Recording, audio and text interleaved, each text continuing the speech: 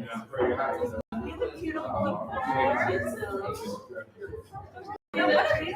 you all came and this was a tornado. Literally 30 minutes before we shut it down. And it's like, oh, there's a little weather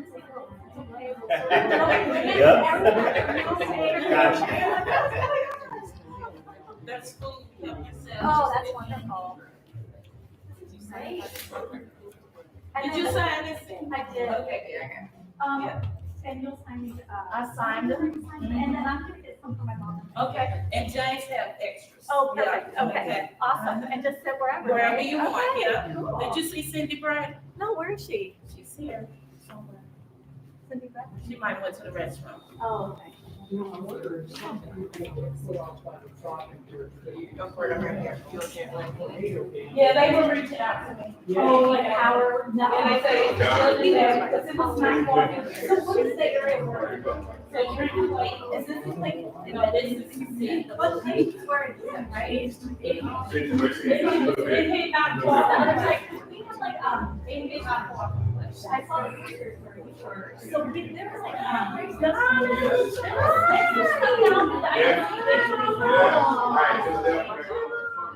don't know if I've ever been to a person. and the trees were just.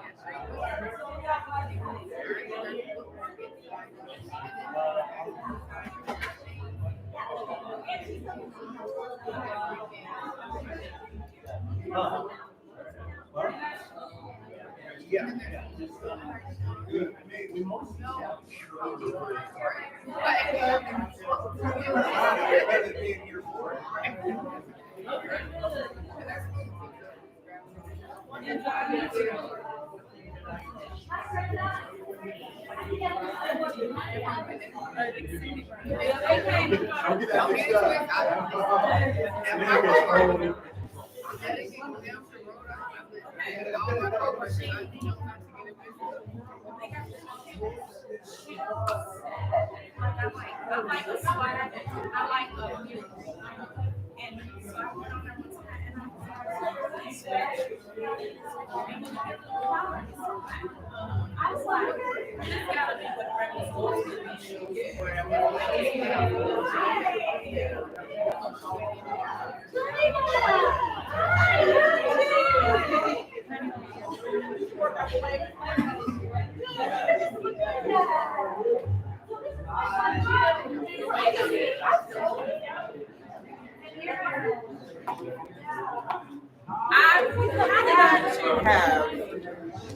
I was thinking about you on LinkedIn for years. For years. And I know people that know you. Yeah, so And I was like, I never met her. I know in the hour. How are you?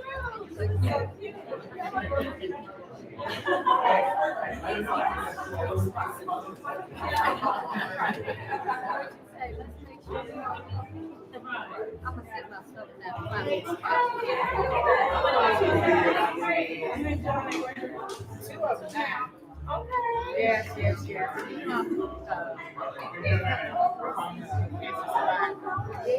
2022. Yeah, 2022. I had a big house, and I had to manifest.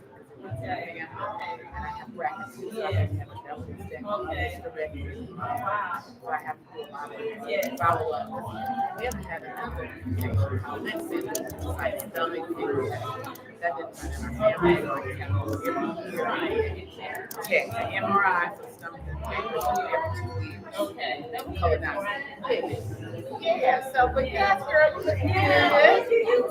And when I saw this come, I was like, I'm coming. I saw your moments. I came to your moments. And then I said, I'm coming to this. Yeah. So you look good. You're doing good. Now your youngest son is still in college. He's here right now. Yeah. Not a baby. Yes. But yeah, I have two. I have a grandbaby. 2 and 5. Okay. Yeah, and then my son is still in California. Okay. Your daughter still working for them. Yes, but she was a counselor, but now she's over the alternative education program. I think she got people coming. I had no idea. Okay. Then she was college.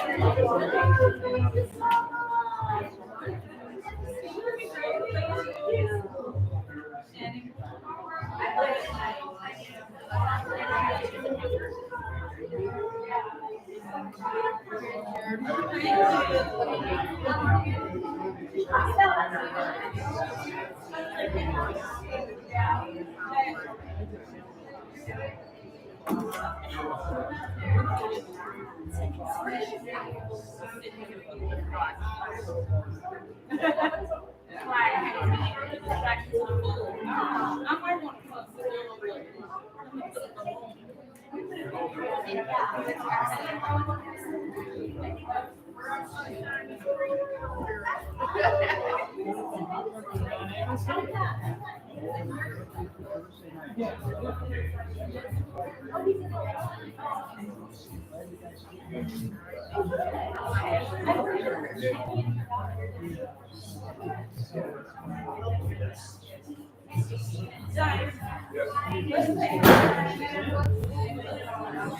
I'm not the caterer. Oh, I'm sorry. No. I think this is the chicken cake.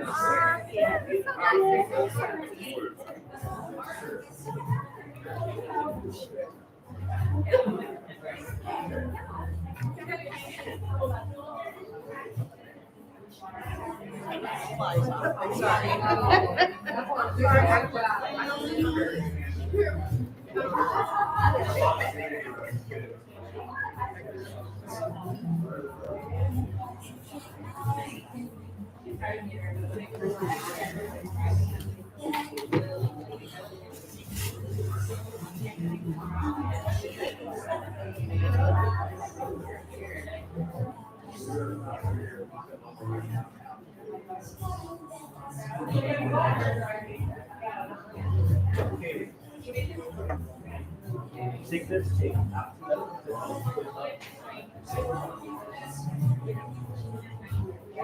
We're trying to put it on the side right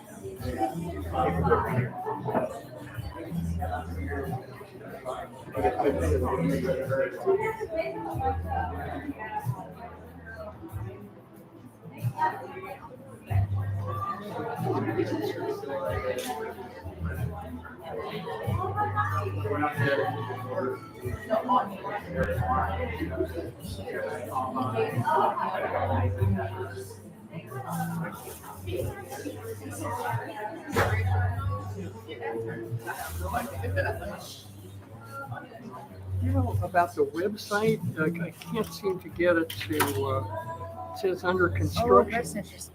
Rhoda said it's live. That's interesting. Is that for the live stream or just like for her? No, this is her website. Okay, I'm not too sure about that. I don't know why it's not working either. Yeah, sorry.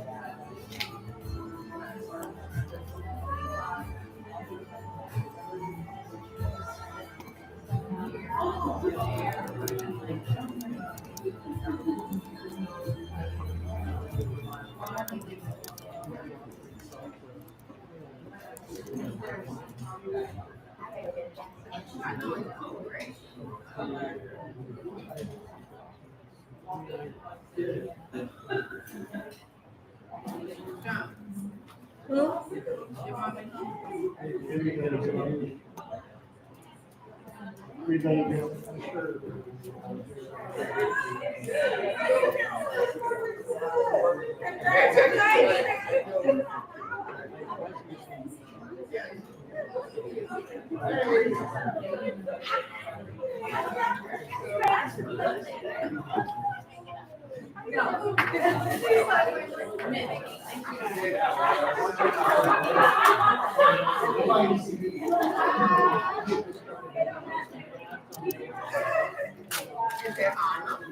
Hello.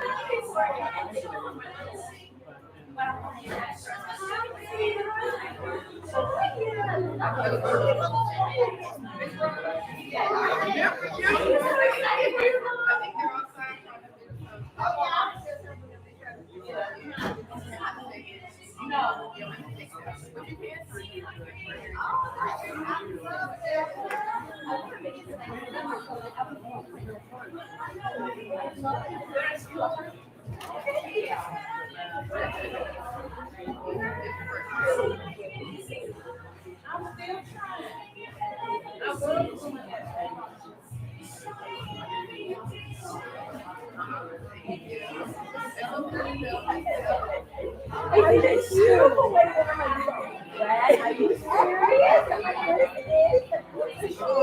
How are you? I'm good. How are you? The second one I want to say.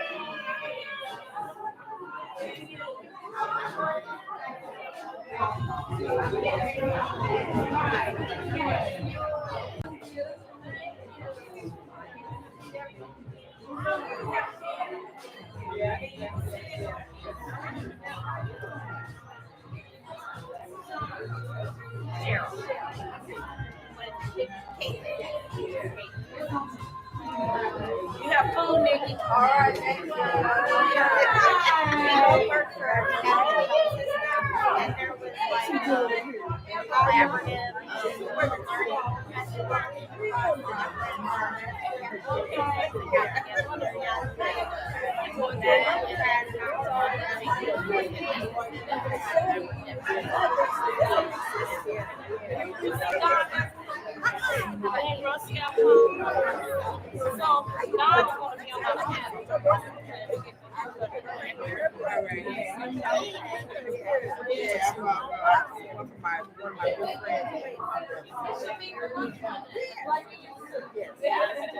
Yeah. You do. Sean know everybody. This Jane stuff is work. It's my auntie, my great auntie bestie. Wow.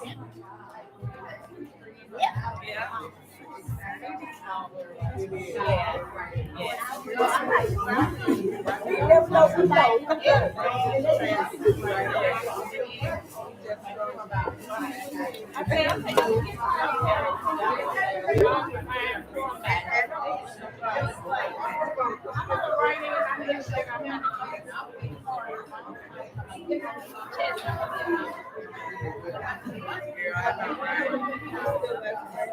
I'm at American Ag Credit. I've been there 4 years. It's a bank. I'm working on credit. A lot of my coaches, some of my coworkers travel. So Denver, Virginia. Yes.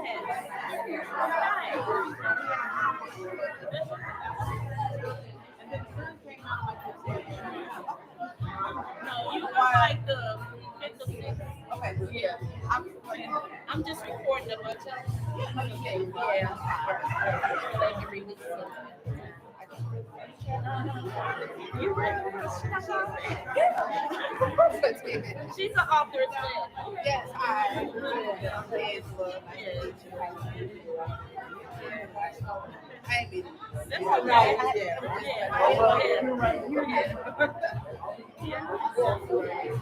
Okay. Okay. That's okay. Thanks for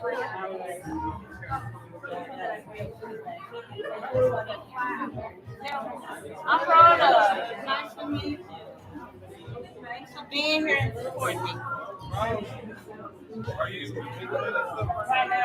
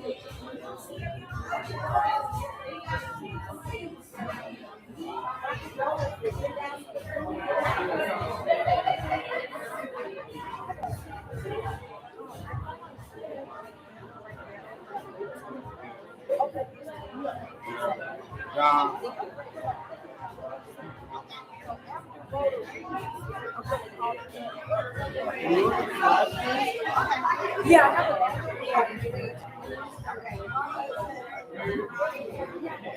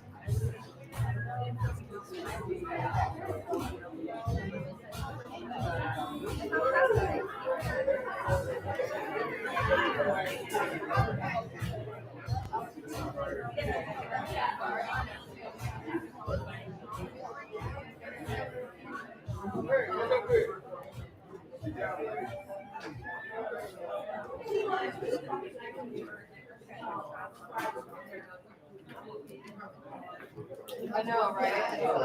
I almost went your direction.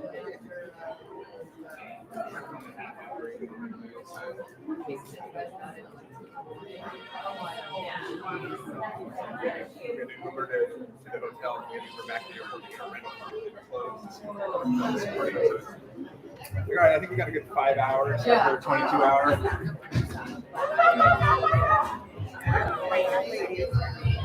Good, how are you? I didn't come. All set up and ready? Yes, I am. Very exciting. Got my playlist going, so yeah. She's funny. She said, I walked in, right?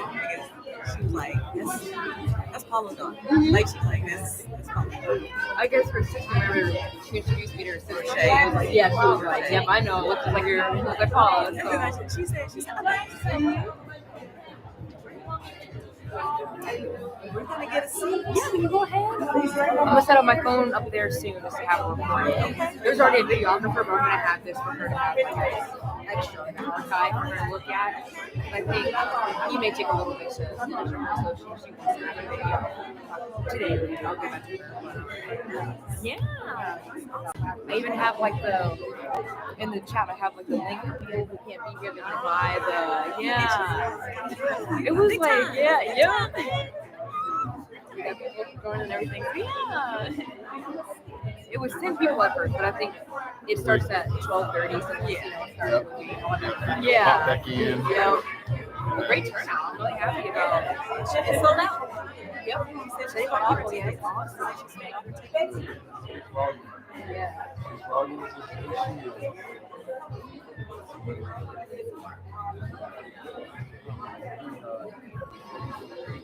I know.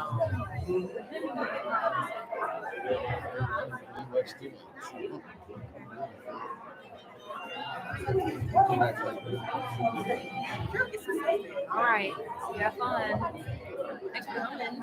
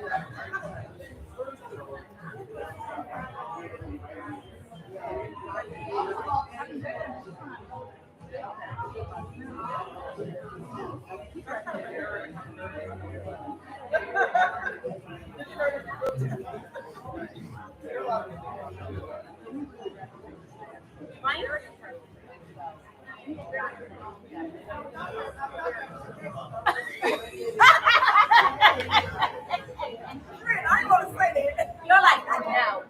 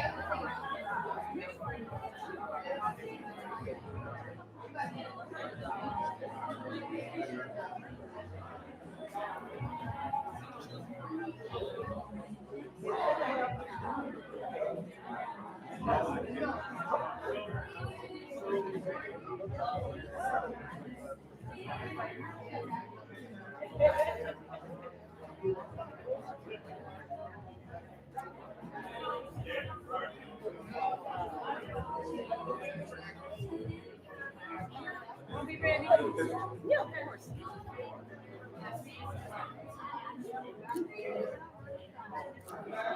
Thank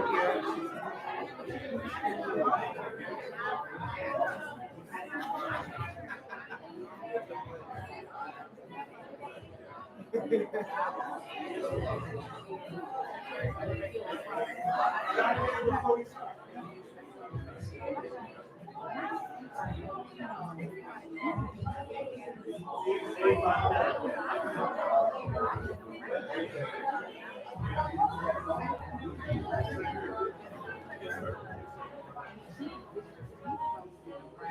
Haley,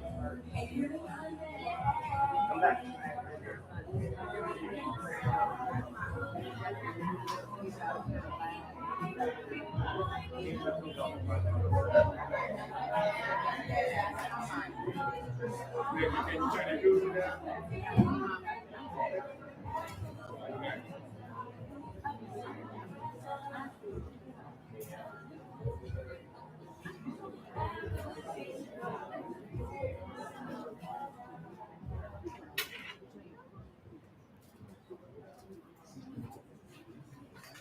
Welcome, welcome, welcome.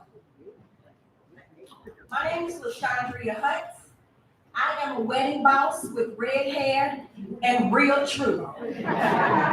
Today we are here to celebrate a bold story by an even bolder woman. But before we get started, I want to make sure y'all here with me. So, if you are here to support someone who dared to write her truth, raise your hand. Okay, yeah, well. All right, if you are here to support someone who is ready to celebrate her truth, I need you to raise your hand if you've ever read a book that changed your life. Okay. Well, clap one time if you're ready to celebrate a story of courage. Clap 2 times if you are ready to celebrate and be inspired. All right, I think we're ready. So when I say real, you say true. Real, true. Real, true. When I say real, you say true. Real, true. Real, true. Okay, so before we get started, I want to say that some stories aren't just written, they are survived. Today we will honor a woman who didn't just put pen to paper, she turned pain into purpose.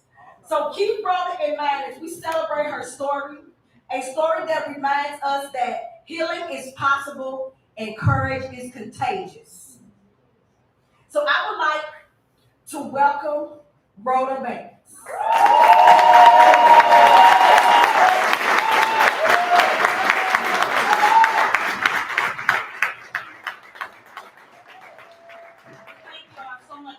For you all to give yourselves a round of applause. Thank you so much for being here, for celebrating with me. I really appreciate the support and seeing all the people in the room and also seeing people I didn't know was coming. I have several individuals here who's traveled. We will acknowledge you accordingly. So I just wanted to thank you all first and foremost. I do have something I want to open up with. It wouldn't be the Rhoda experience if I didn't. So I'll read the scripture. It's Genesis 50:20. You intended to harm me, but God intended it for good to accomplish what is now being done, the saving of many lives. This story, my story, was birthed from brokenness, but it is wrapped in grace. What the enemy meant for destruction, God used to ignite purpose, identity, and healing. See, I wrote this book because I believe that your past doesn't get the final say. Purpose does. And like Joseph, I walked through seasons I didn't choose. I'm marked by pain, secrecy, and legacy I didn't ask for. But just like Joseph, I've seen God take what was meant to crush me and use it to build something that could uplift others. And so my journey is not one of perfection, but of redemption. And my prayer is that every page whispers hope to the weary, strength to the silent, and vision to the ones still searching for who they are beyond what they've been through. So as 2 Corinthians 3:3 says, you are a letter from Christ, written not with ink, but with the Spirit of the living God. And this book is my letter, written by grace, sealed with truth, and offered to a world that's desperate for both. May it remind each of you, you are not what happened to you. You are what you choose to become. So thank you all again. So excited today.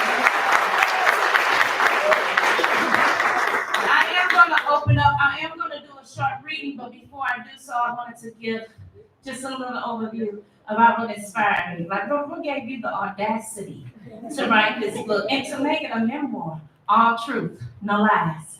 And so, and what inspired the title? So let's start with what inspired me to write the book. I put out some videos sharing it, and I'll restate for those that haven't seen those. Number one, I wanted to leave a legacy of something for my sons. I wanted them to have an account of where I came from, what's the complexity that makes me, which my son Jalen always say, Mom, you go to the extreme on everything. It's likely a trauma response. And I also wanted to leave a legacy for the world. So I wanted to inspire others who have come through hard things, who inherited legacies that they didn't choose, and to also encourage them to recognize that you don't have to accept that you can change the trajectory of your life. And so I wanted to inspire others. And then also, I wanted to really talk to little Rhodas, the ones that look like me and don't necessarily have people speaking life into them. And hopefully, they'll get their hands on this book and they'll find some hope and inspiration in it. There's even a story behind the cover, and even the title. As I was thinking about this 15 years ago on a work trip, and the Lord spoke to me, and it said it was initials, DOA, which traditionally, when I hear that, I think dead on arrival. So originally I was thinking, that'll be the title, Dead on Arrival. And as I listened to the voice of the Lord, he was like, daughter of an assassin.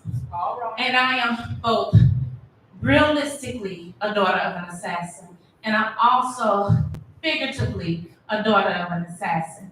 The book is not meant to be derogatory. It's not meant to demean anyone that I've talked about in the book. It is my truth, and it was a healing process for me to get it all out. Multiple things can be true at the same time. You can share your truth, but also feel the feelings that you felt, and I have no animosity against anyone.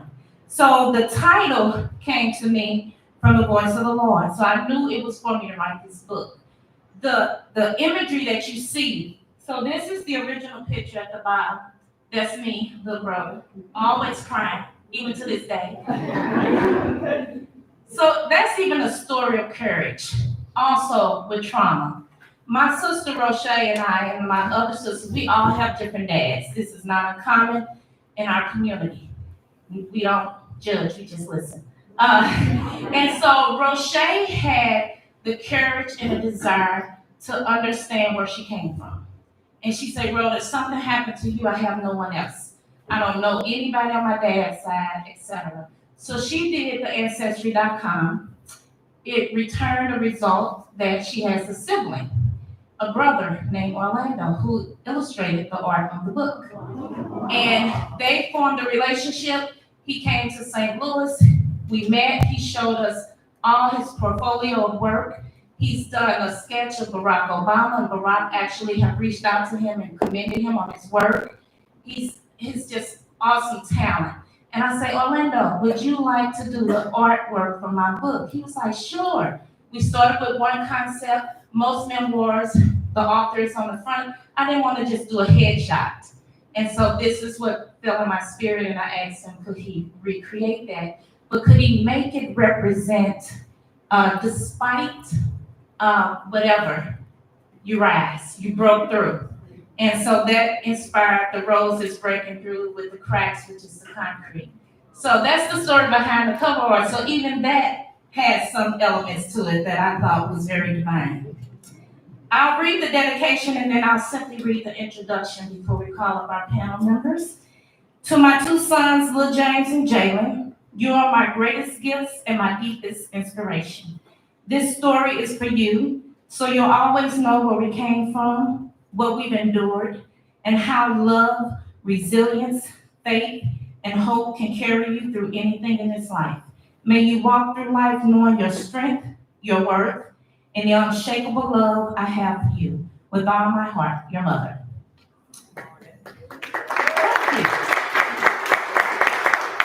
So I read the introduction.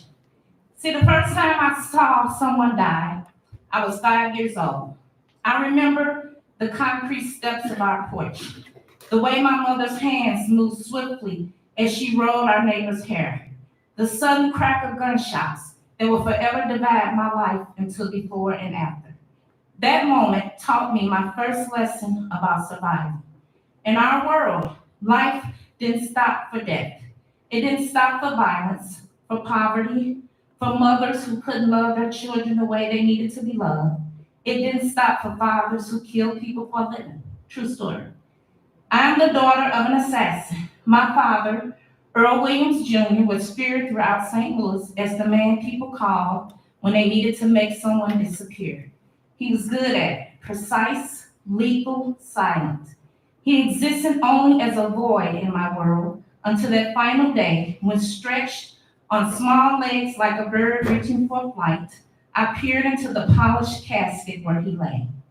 There, dressed in a suit, the color of fading autumns, was the shell of a man I never knew, still as forgotten photographs, silent as spoken stories.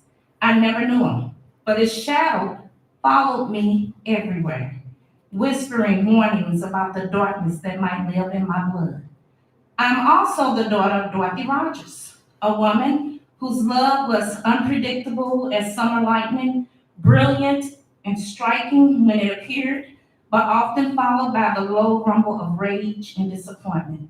She shaped me largely through her cruelty and emotional absence, teaching me that sometimes the deepest wounds come from the people who are supposed to love us most.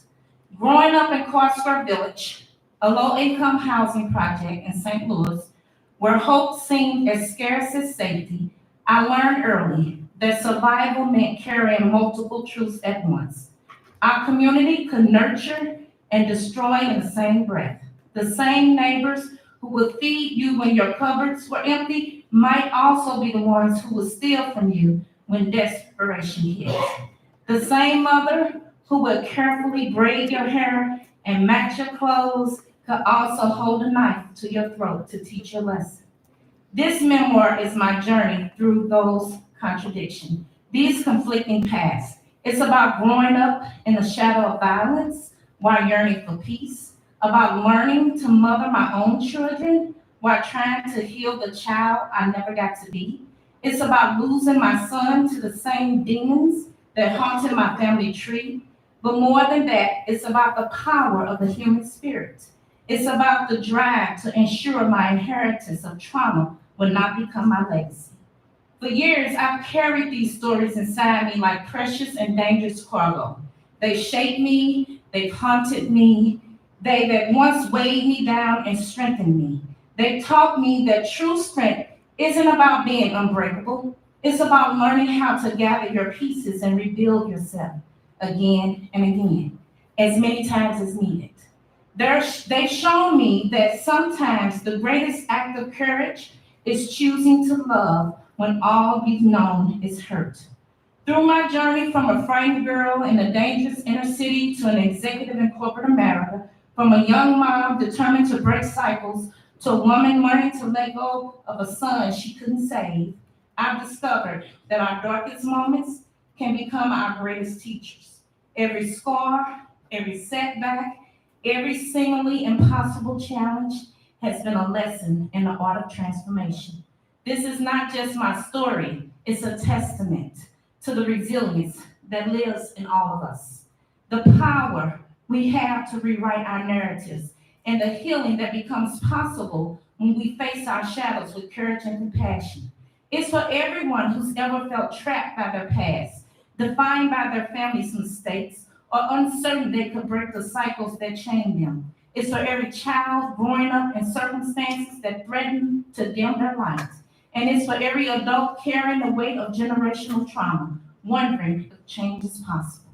This is how I learned to turn pain into power. How I discovered that even the daughter of an assassin could choose peace. How I found the strength to keep loving, even when love felt like the riskiest choice of all. Welcome to my journey with hope and healing, Rhoda Banks. Thank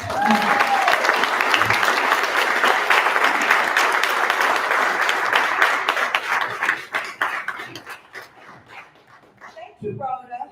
I am so excited that she explained these ribbons. I thought this was licorice. I did not understand what this was made on the side of her head. But these are ribbons. Yes. That's good to know.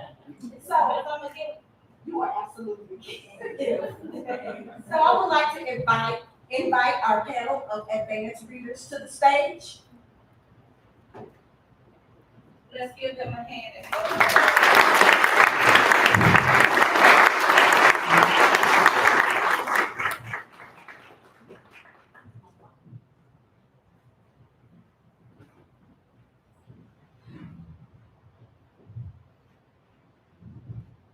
Welcome, welcome, welcome. So we have Shannon, Don, Rhonda, and Eric. I'm going to allow them to introduce themselves and share how they know me. Hi, I'm Shannon Norman, and I have the honor of calling Rhoda Banks one of my best friends. I forget what year it was we met. It's been several now. Thank you to Roche, wherever you're at. Rhoda and I ended up in the same place a few days and consistently. And at one point, we're like, I think we're really supposed to talk and figure something out. And a conversation Roche and I had led to me learning that Rhoda had some of the same inspirations and plans really behind helping women in the community. And so we put our heads together and we haven't looked back. So we kicked off a one-day women's event in 2023, and we're planning another one for next year. And I can say that Rhoda has the biggest heart of anyone that I've ever met. And her dedication and her love, no matter what she goes through, is life-changing. And I'm so grateful that you wrote this book, because I knew nuggets, but I didn't have the whole picture. And it's going to leave a legacy, and I'm very proud of you.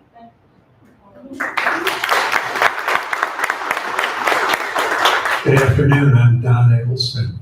I have known Rhoda for, I think, 23 years. I figured it out. We worked together in SSM Healthcare at the time, in what was then called organizational development, human resources, but really about helping the organization to live its mission as effectively as it could. And did so in areas that involved interaction with people, challenging people, educating people, confronting things in the organization that needed to be addressed. And friendship came from that. I thought of, like Rhoda, I am a parent with my wife, Marianne, of 2 sons. And there's something about raising sons together, like raising children, that we learn from each other.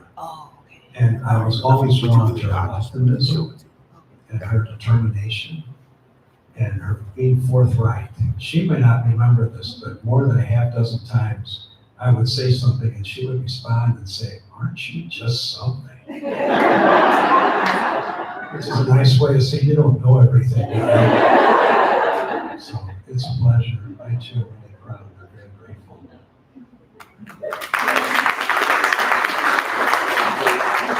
Hello, my name is Rhonda Gray. It's nice, I know all the panelists from different places. Some from Rhoda, some not, but I'm so excited to be up here with you guys. I don't know what year it was. What year did you guys move next door to us? Rhoda was my next door neighbor. I mean, literally right next to me. He was 5, okay. So, oh wow, I know, yeah. So, Rhoda and her husband moved they lived next door to us for many years, and I remember. Let's see, I can't remember how old I was if it was that long ago. I don't age myself. But anyway, I remember my mom and my stepdad going, that is such a nice young couple, because my parents were always worried about the wrong people moving in the neighborhood. And Rhoda and her husband, James, like immediately just, it was obvious they were just good people. Rhoda had a great heart. At the time, little James, I knew he was young. He's the same age as one of my nephews. And so they would play together. And then when they moved from next door to us, we lost touch for a few years. And then all of a sudden, I'm working as the executive director of a nonprofit, and Rhoda comes in. And I'm like, oh my God, what are you doing here? She was doing a tour, and then she joined the board. And we've been kind of connected and staying connected ever since. She did have an event that I was able to speak at, and we just stay in touch. But I, as you know, her neighbor, you know people as your neighbor, and to me, outwardly, you know, I know that everybody has a story, but to me, Rhoda was just the epitome of just like class, grace, professionalism. She was put together. She would work every day, and I mean, I read this book and couldn't put it down. I was thinking, I knew, much like you, Shannon, I knew nuggets, but it just reinforced this notion that everybody has a story. Everybody, you never know what people's story is when you are talking to them, and so everybody deserves that grace. So thank you for having me. Good afternoon. My name is Erica Williams, and Rhoda and I are new friends. So we've always been connected in the virtual world of LinkedIn. You know, all the HR folks in St. Louis are connected. But we were recently connected by one of our mentors as I've been going through a career transition. And Rhoda's been helping me and advising me, and we just hit it off and just kind of felt this kindred sisterhood between us. And it's just been so great getting to know you. And it turns out, and I'll allude to this in a bit, my father actually knew her father. And when I shared with him last week that, hey, I'm going to be sitting on this panel, and there's this woman, and I have the book, and I mentioned your dad's name. And my dad's 77 years old, and he just got this look, and I saw him just go back, and he's like, oh, I know who that is. I remember this man. I knew I was in that world. And so maybe somehow our spirits have were connected since then. But again, I'm just happy to know you now, and I'm just so proud of you, and thank you for including me today. Thank you. Thank you all for being here and for being willing to read the book in advance. You know, sometimes people don't have the attention span to read, so it was hard for me to ask. I wanted to do something unique instead of me being up here and asking someone to interview me. I was like, I think it'd be interesting to hear from other voices. It was actually Tiffany Battle's idea. We were brainstorming one night. And I was like, Tiffany, you might be on to something, because she was trying to help me, who could interview me? And we couldn't get anybody. See, those that turned me down to interview me, remember that. But no, I think it was meant to be the way it's going now. Yeah. So I'm gonna ask, and I won't necessarily ask each of you to answer, I'll break it up, but I'll start with you, Shannon. I would love to know, when you first read the title, Daughter of an Assassin, what expectations did you have? So you told me about the title, and the expectations I had was I was going to learn about the dark side of your dad. But I was moved when I learned that near his end, he found God, and he was trying to turn his life around. Unfortunately, that caught up with him.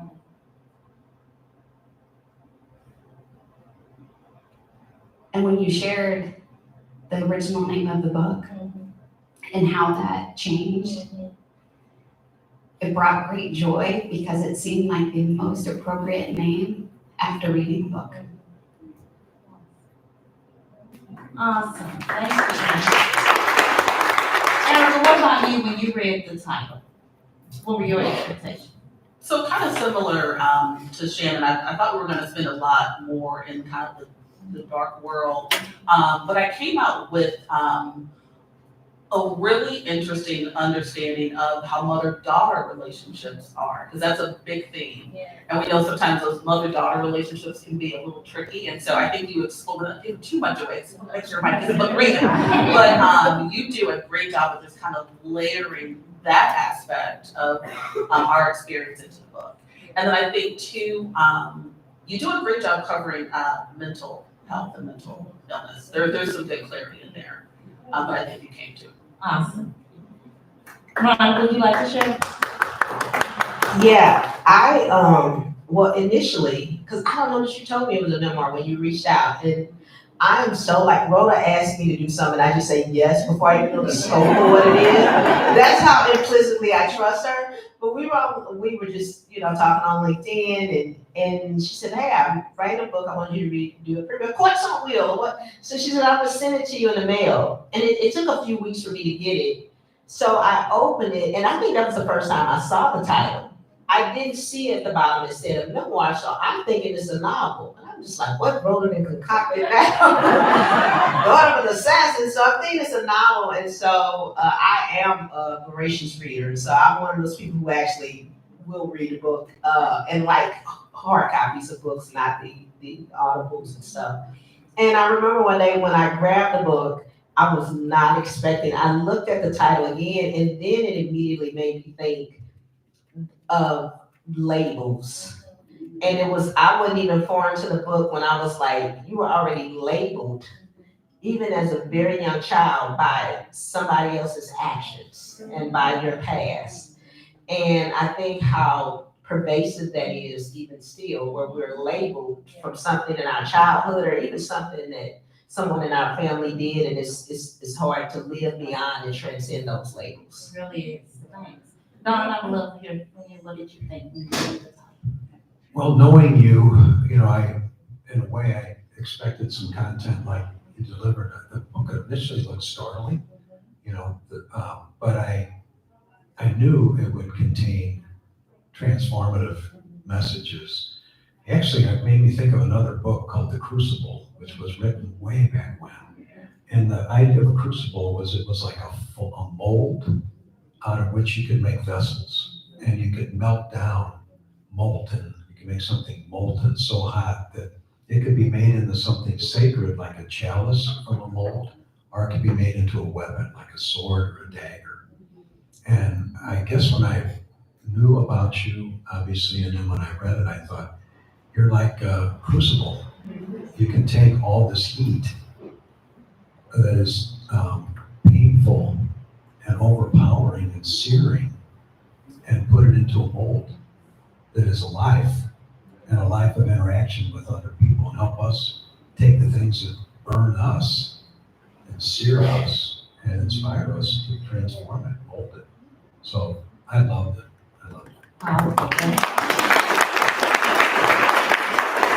This question is for Erica. So Erica, the book explores breaking generational cycles. Mm-hmm. Were there moments in the story where you felt like a shift happened, where you saw me or someone else I spoke of in the book rewriting narrative?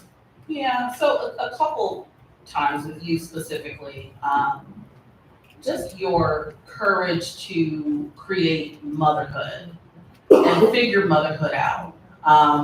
You spoke to not having that example, not having that support when you had your first son, and just you becoming a wife.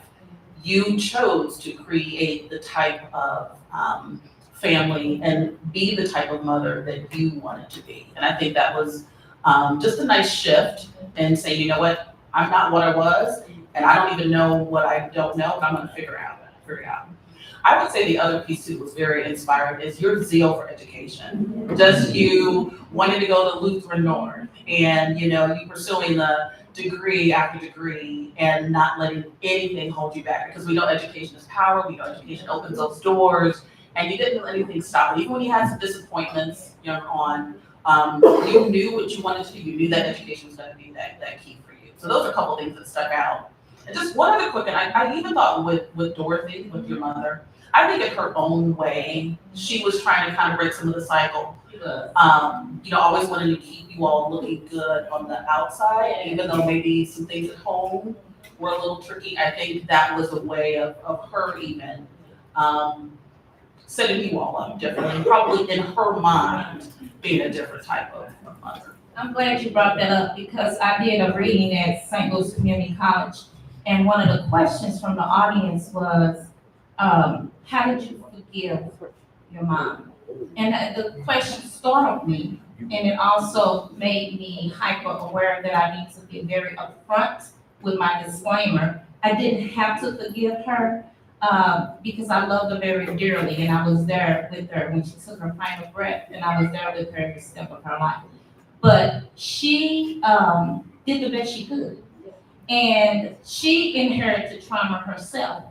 And this book at its core is about that, especially in the Black community. We do not acknowledge or talk about mental health, the traumas. We just kind of ignore it and sweep it under the rug. We think it's under the carpet, but it shows up in different ways.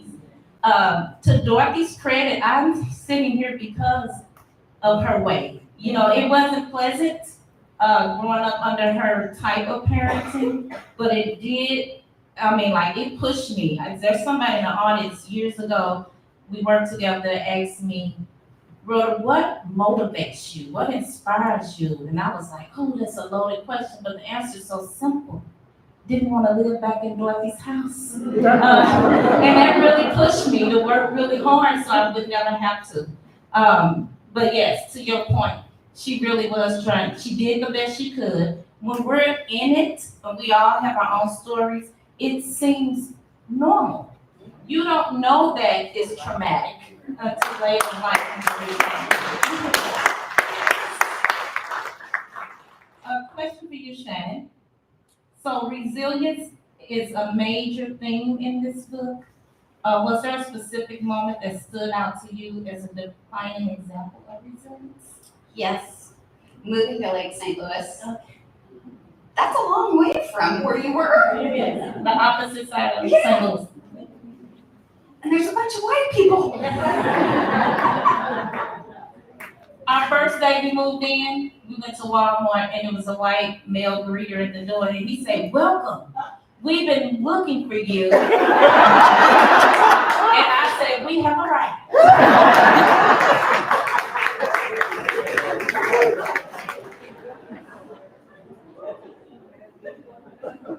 You talked about survivor guilt.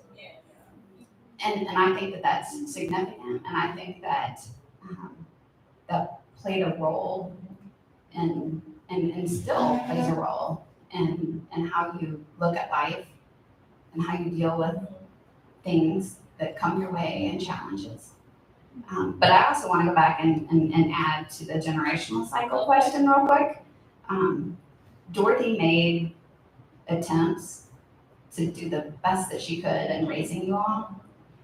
And I want to call James out because I knew the first time I met James, I could tell he had this huge heart. Wow. For those of you that haven't read the book yet, I encourage you to read it this weekend. And James, I think more of you than I did before. But the healthy boundaries that the two of you created to raise your kids and to go back and kind of raise Dorothy.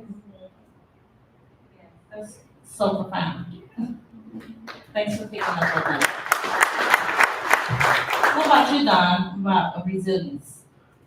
I think I'll echo your pursuit of education and not being allowed to be dismissed. Because when I read the book, some of the things people said to you were so insulting and so demeaning.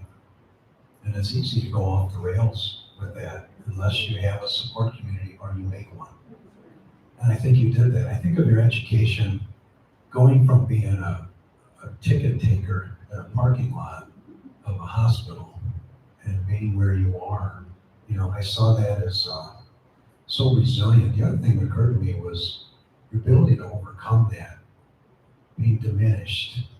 In scripture, when people wanted to dismiss Jesus, they would say, can anything good come from Samaria?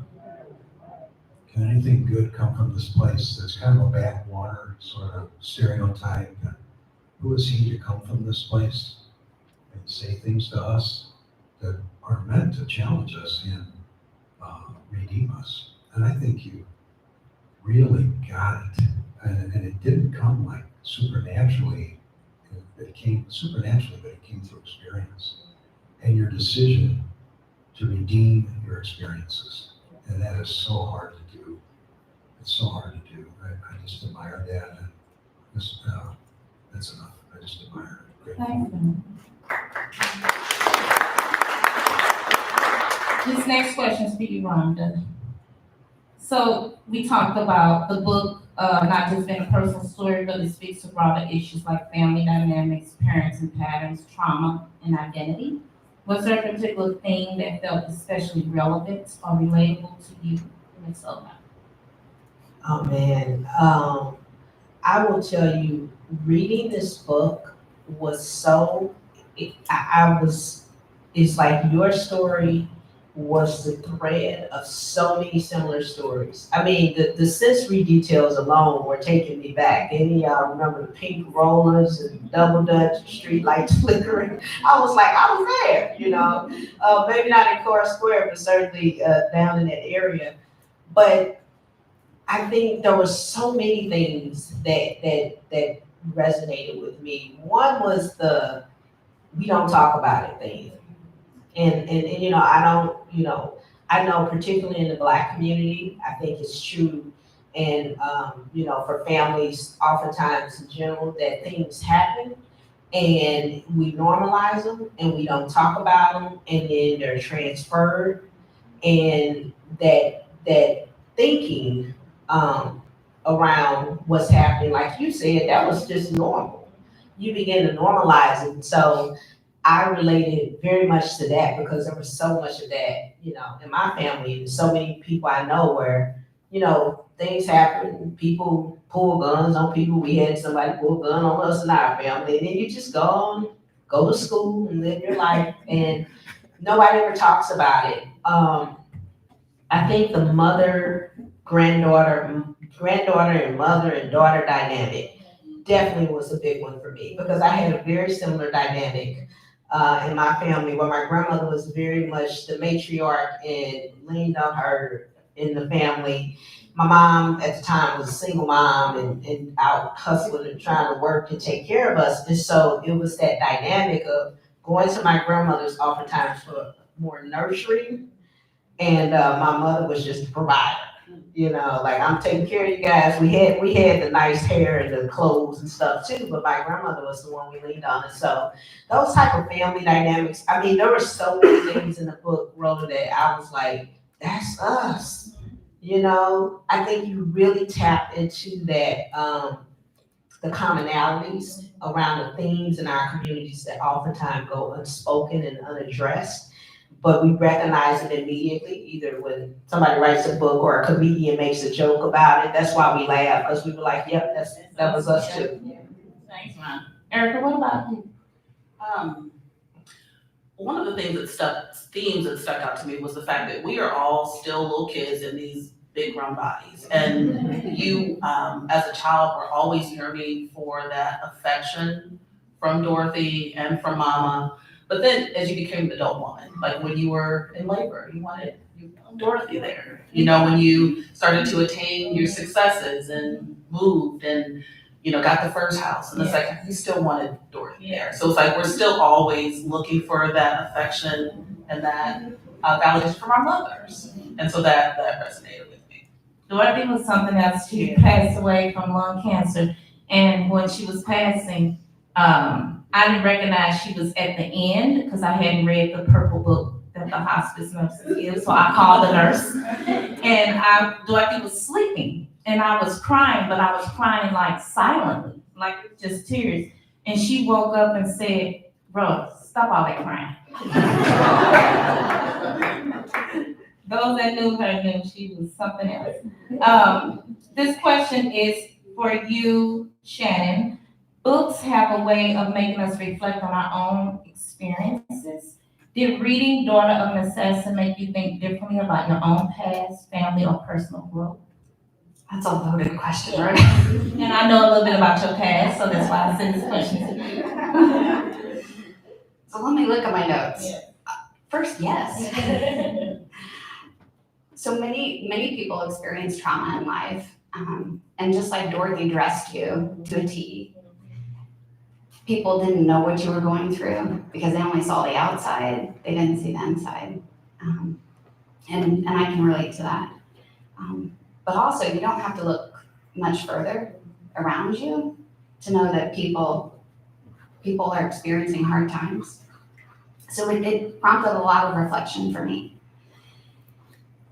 The biggest is that there's not one right or wrong answer of how you deal with life. And I thoroughly respect that you continue to allow Dorothy in your life, and James, for you to accept her. I know that's hard. There are options, and you all didn't have to do that. And I made different decisions, as you know. And I have a mentally ill parent that I've not seen since I was 22, probably. And I'm okay with that. But your book made me reflect and say, am I okay with this? Because it's honorable how you were there for her to the end and everything that she put you through. So while there are options, it looks different for everyone. But the most important thing is that you all created healthy boundaries, and even with little James. And I know that that's even harder when it's a child, no matter how old he is, and that continues. And the memoir is written, but there's more. So it's made me revisit decisions that I've made in my past. And I would say each of you, as you read this book, it's going to do the same for you. I'm not a big book reader. I like Audible. I think she was referring to me. But I sat down and I read it in one weekend, primarily in one day. And it makes you reflect and it makes you think. And it makes me speechless of what the two of you have done. And I honor that. Thank you, Sharon. I grew up in the Dogtown neighborhood over by the zoo. Grew up in a family beset by alcoholism. And so a lot of what you wrote, I identify, and we've talked about this, Rhoda. With that always comes disarray, embarrassment, financial hardship, blaming, embarrassment, hiding, just all of it. And I had a James. My Uncle Jim was my James. Not built like this James, but he had the character of James. And he's a great influence on me. I had a baseball coach whose first name was James. We never called him that, but he told me one time, when your old man shows up at a baseball game, you look like you never saw baseball before. And he said, you need to go to something called Al-Anon. And he said, I'm a recovering alcoholic, baseball coach. He knew exactly 12 years, 2 months, I forget, 7 days or something. Tremendous influence. We're given people that help us. I have a brother with 34 years of sobriety. And if you had told me that would happen at the time, I would not have believed it. And he's become a teacher for me. He's a model for me of many things where I have not developed enough. So I just was really struck by your willingness to reach the people, to kind of guide you and to accept that. And once one writer says, well, we don't transform, we transmit. A guy named Richard Rohr is a Franciscan priest, and he says, what you don't transform, you transmit it. And that's been my experience knowing you, and it just follows that some of the best things to teach us are the worst things. That's what we do with them, as you always say. So true, so true. The other thing that I wanted to stress was that if we don't confront, talk about, acknowledge situations, things, patterns, we will repeat them. And so that is another reason why I felt it was important to address this. And when I finished the book, it felt like something lifted up off of me, and I feel lighter. That like those things happened, but it's all good. Yeah. So Rhonda, if you could ask me as the author anything about my journey in writing this book, whether it be about a scene or a decision or what was the hardest to share, what would it be? Yeah, I actually was thinking about that. I was highlighting dog ear in the book so much. And I thought, I didn't know I'd be able to ask you in this form. I thought, okay, me and Rhoda gotta go to lunch, but this is stuff I didn't know.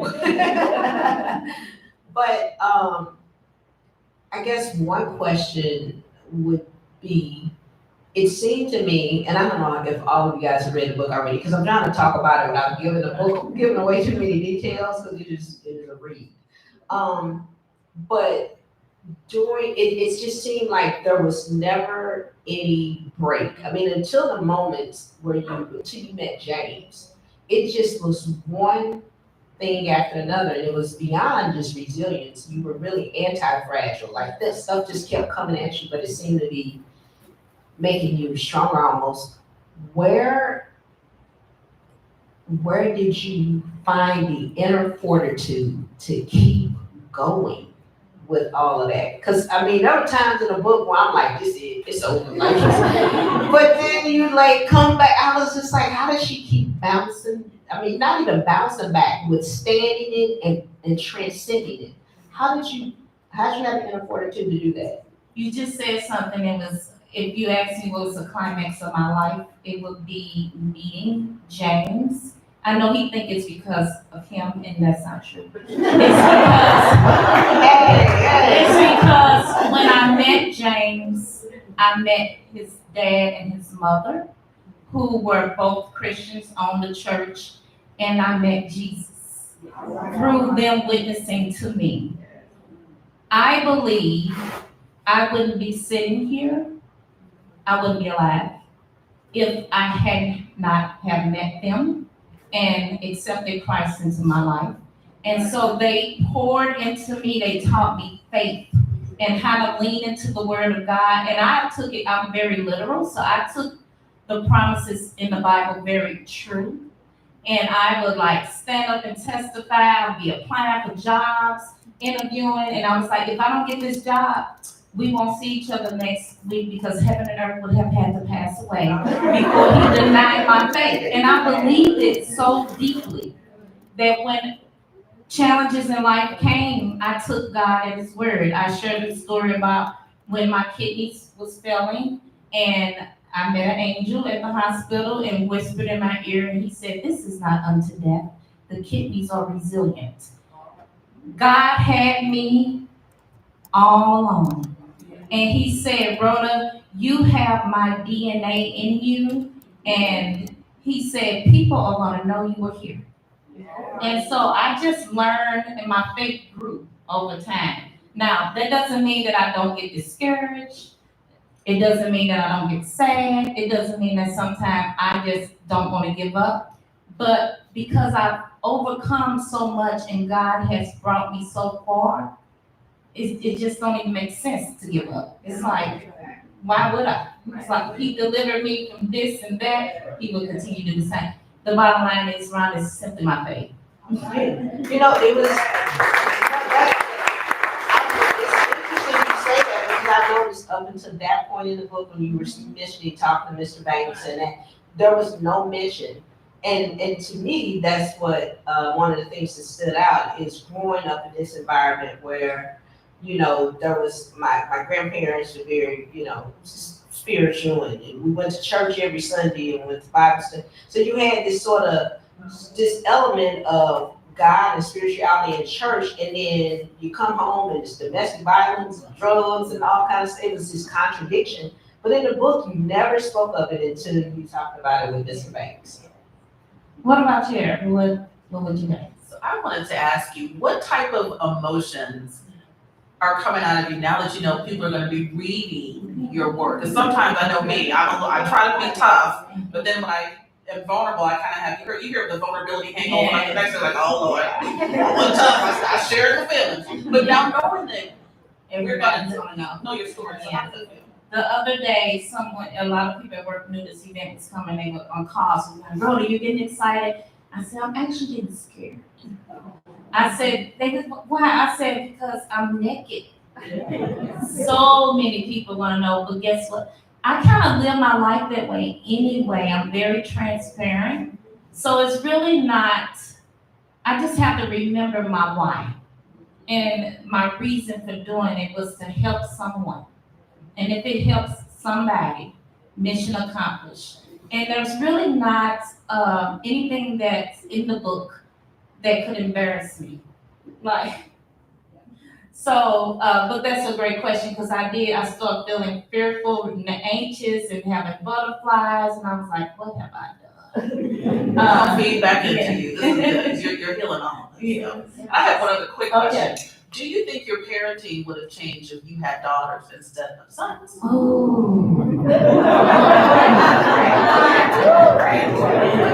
I wanted daughters too. I think my parenting would probably be the same because I am consistently Rhoda. And so it would have been the same. I have one of my sons in the room. I don't know what he thinks of my parents. I would love to know that one day before I exit her jail.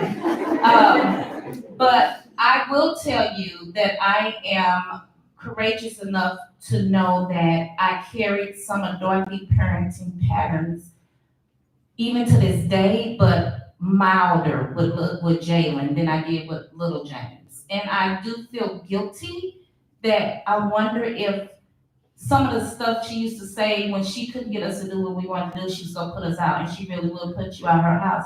I would say that to little James, and then he called me on that bluff and left. And he's been gone ever since, and he's ended up into all kinds of situations. So it makes me wonder, if I had learned how to parent him differently, would his life be different? Yeah. Thanks for asking that. Mhm. So, Dawn, if you had to describe this book in just 3 words, what would they be? Aren't you something? I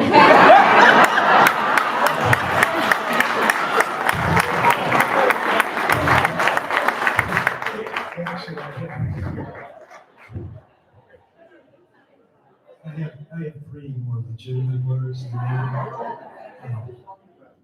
These aren't mine. Words create worlds. A guy, Rabbi Abraham Heschel, was a Jewish rabbi who escaped, the only member of his immediate family to escape the Holocaust. And through the underground in London, made it to the States and was educated here. Became a rabbi, and he became very involved in the civil rights movement and in a number of marches. And he was outspoken, and at one point cost him his place in his temple. Eventually reinstated and reconciled. But in an interview, someone asked him, how did you go from losing your family and losing it at the hands of just god-awful violence, and how did you get involved in the civil rights movement? And he said, words create worlds. The words that were spoken about the Jews created a world where it was acceptable to eliminate them. And the words that were spoken about African Americans, not just in the States, but certainly in the States, created a world where all manner of things, discrimination, lynching, etc., took place. And he said we have to weigh and make sure that our words create worlds that inspire and overcome. And I say this book is all about words create worlds, and so are you.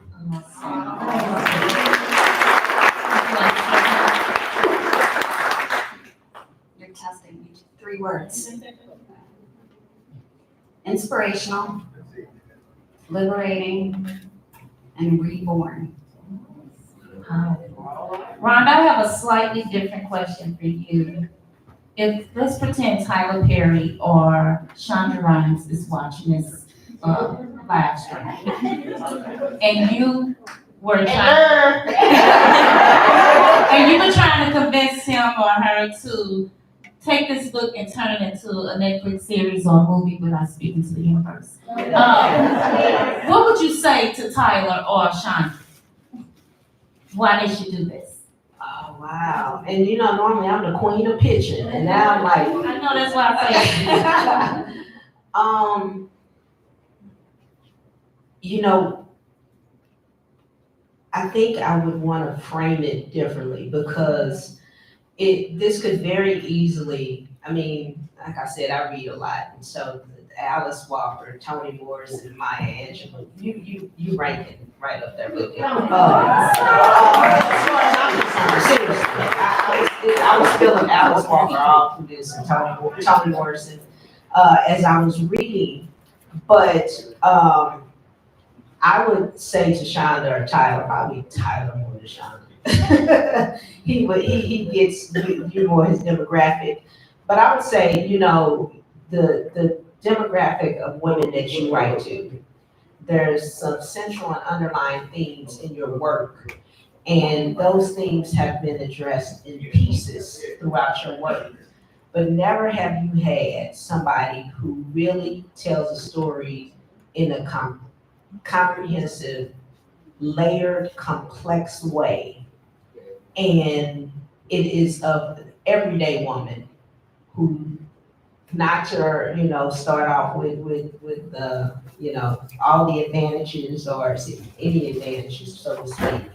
But I would say our community needs this story because the story has never been told in its full complexity in this way. Yeah. Thank you. I hope they're watching. I'm gonna get the pitch ready now, because Yes. now you got me thinking. Right. Erica, I have a different question for you. If Daughter of Assassin, for those in the audience though who haven't read the book yet, and I know it's for some of us, we don't like to read because we have to pay attention, but what would you tell them why they should read it? Well, first of all, everyone in St. Louis needs to read this book and buy copies and give them to your friends and family to support a St. Louis author.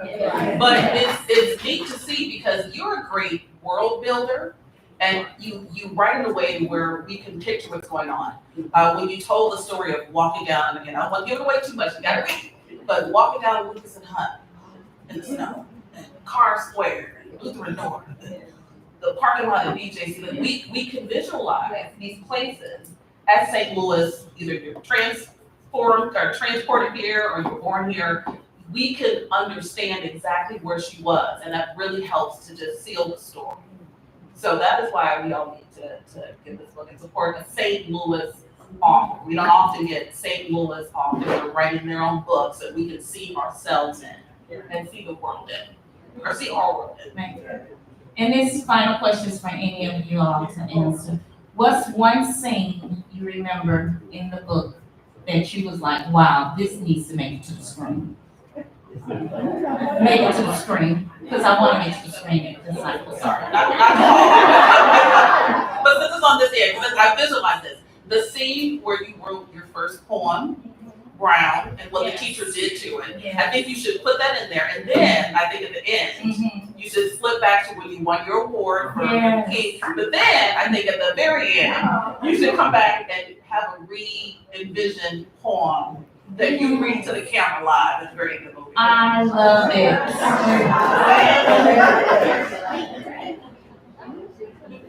Okay, I need to think about the scene because there's so many, but I will say this, about who needs the book. I know, and like I said, I love to read, but somehow, some way, all I've been thinking is how do I get this book in the schools, in the hands of a young woman reading this book is, for me as an adult woman, who even knew like bits and pieces of this, it was literally beyond transformative. And I remember as a young girl reading, I Know Why the Cage First Sings, and some of those books that made me think, wow, there's new possibilities. we've got to get this book in the hands of young women. Yeah. So I just want to say, if you don't want to buy it because you really know you're not going to read it for yourself, please buy it and gift it to a young woman. Seriously. Just power. So I'll come back to the others. I think the scene I keep thinking of as being the toll taker, the parking lot. Because those are jobs that we frequently don't see people. You know, I think of how often I am guilty of not seeing someone who's providing a service, or I'm guilty of that. Try to change it to the point that my wife, Marianne, tells me when I go out, don't make eye contact with anybody. You'll meet an axe murderer, and you know, I met the neatest axe murderer, and I told him we have an empty room at the house if we need somewhere to stay. But that really struck me, being in a role where, frankly, it's easy for you to have been unseen. And our world we need this so badly, to see each other. We just need it so desperately to see each other. He had me at hello. That's the chapter that has to go in the movie. And as bad as I want to speak to more, but I won't, because I won't give out any more details. Thank you. Well, let's give it up for our panel members.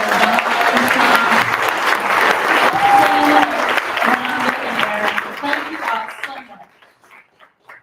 I am again honored to have the room full. I see faces that I didn't expect to see still coming in.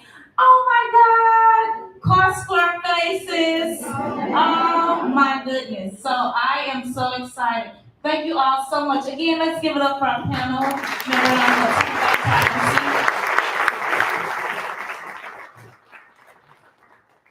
And James has a gift for each of you.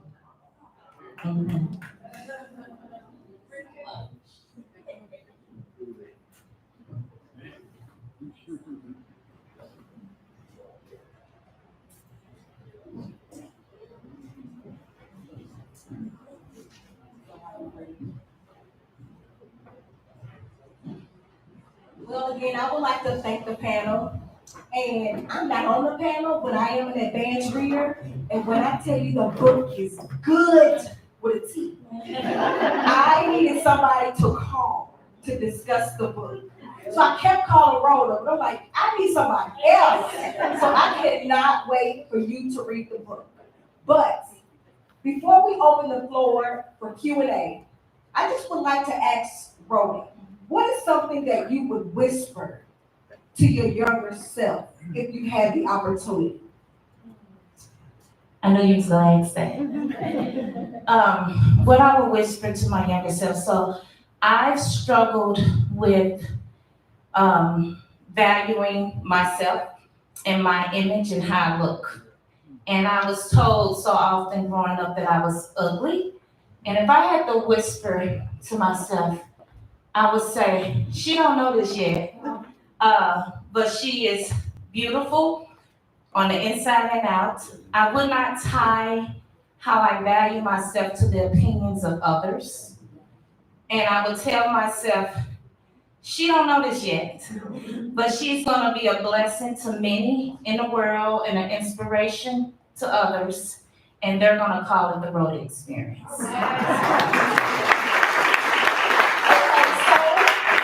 We have time for a few questions for Rhoda. If you would like to have some questions, if you have questions, you can come over to the mic. You have to go to the mic. I don't know who you're going to choose to play you in this movie. I'm embarrassed to say this, I just know her first name is Danielle, and she played in The Color Purple, the new one. I could visualize her playing the role of Rhoda. Yeah. Who will be James? Ice Cube.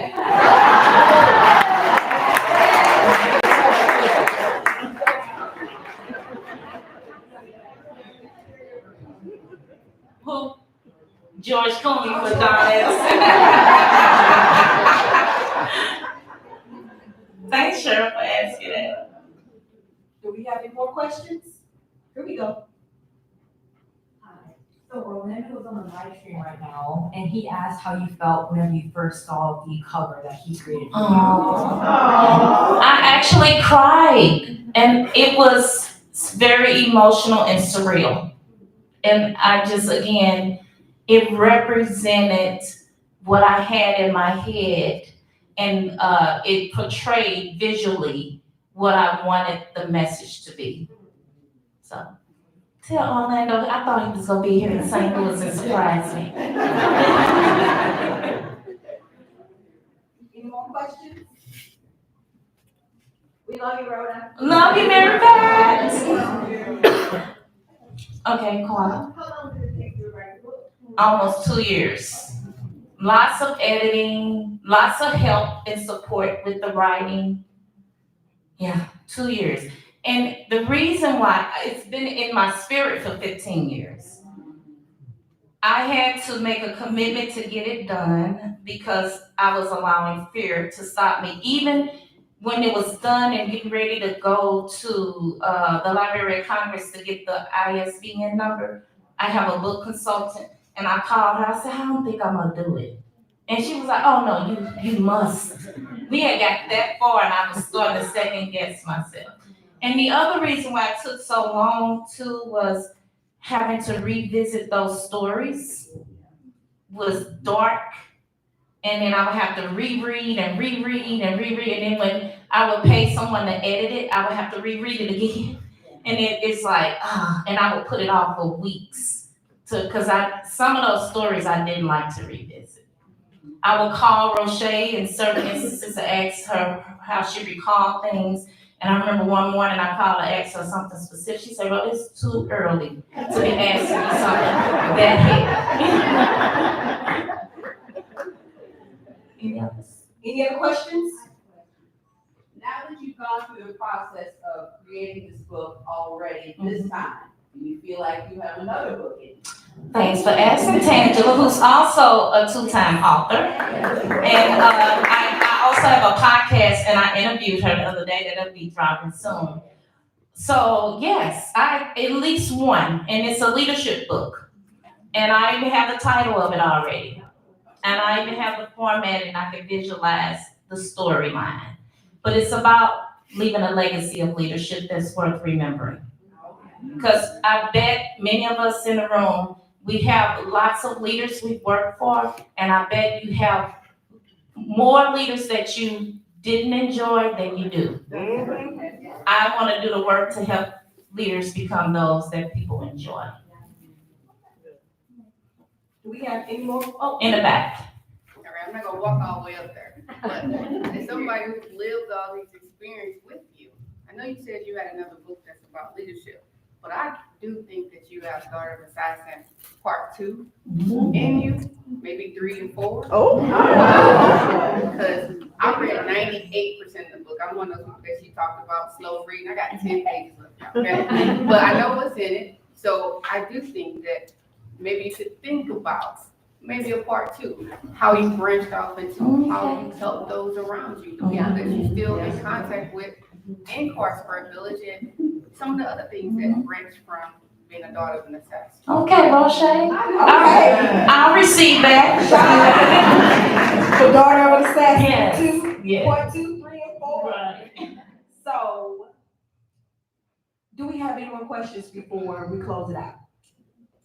We want to acknowledge the tribe. We absolutely do. I just want to say before we close it out and acknowledge everyone and thank everyone for coming that I've been sneaking and letting people read the book. It is so good. But after you're done, we need you to go to Google and make sure you write a review. On Amazon. So if you Google and Amazon is where we purchase it at, right? Purchase it, give it away, but most important, reviews. And we want to acknowledge thank everyone for coming. Yeah, but another question. We got a question? Come on. So mine is less of a question and more of a request, because we know that this is a book that can change lives and affect people in a positive way. Yes. I'm the videographer here, and I'd like to ask, I just need a few people to say why you came here, or why you chose to support Rhoda, why you chose to support the book. There's no wrong answer. Through the magic of editing, I'm gonna get you right, okay? But listen, before you leave, please don't rush out, because we want to help spread the word. And not only your review, because your review that you leave will help, but what you are able to say about this will also help. So people will trust your word, and they'll receive that change as well. Thank you. Thanks, Seth. Okay, so I want to thank everyone for coming, and special shout out to those who traveled. Paula from Dallas. Where you at, Paula? Thanks, Paula. Casey and her family from Connecticut. They came all the way from Connecticut. I work with Casey. She's a dear friend and a true ally. If I don't want any action taken on my behalf, I have to qualify with Casey. Because she will go, who said what? And she will speak up for me. They traveled the furthest, and their flights were delayed due to all the storms yesterday. They got in at 2 a.m. this morning. She said she's determined to be here. She brought her family with her. They came on their dime. And it's just means so much to me. So, Paula, we have a gift for you. Rochelle will be passing out the gifts. Paula. Just a little something. Just a little something. Casey. Casey and her family. We got Debbie. Debbie from Kansas City. That's my Bessie from Kansas City.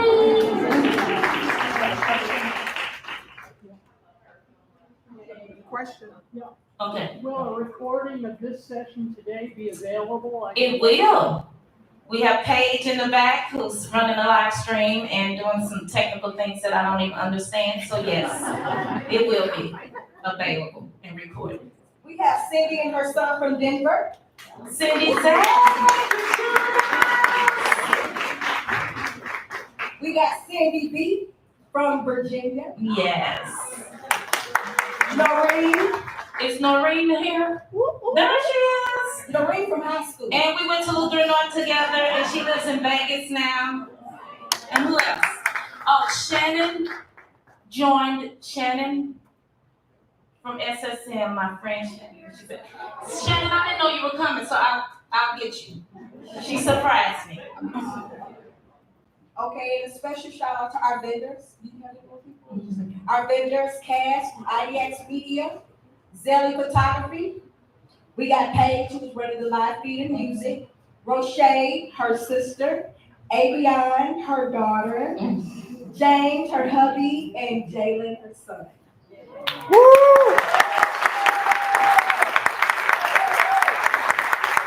Again, thank you to all of you all. We wouldn't be able to have the event if it wasn't for you all. Again, I really appreciate everyone supporting me, being here. Thank you for buying books or encouraging your loved ones and your friends to get the book. Again, the purpose is to help those, to inspire those, again, who maybe inherited a legacy that they didn't choose, and to leverage their experiences in life for transformation, to talk about things we normally don't talk about so that we don't repeat them. So thank you all.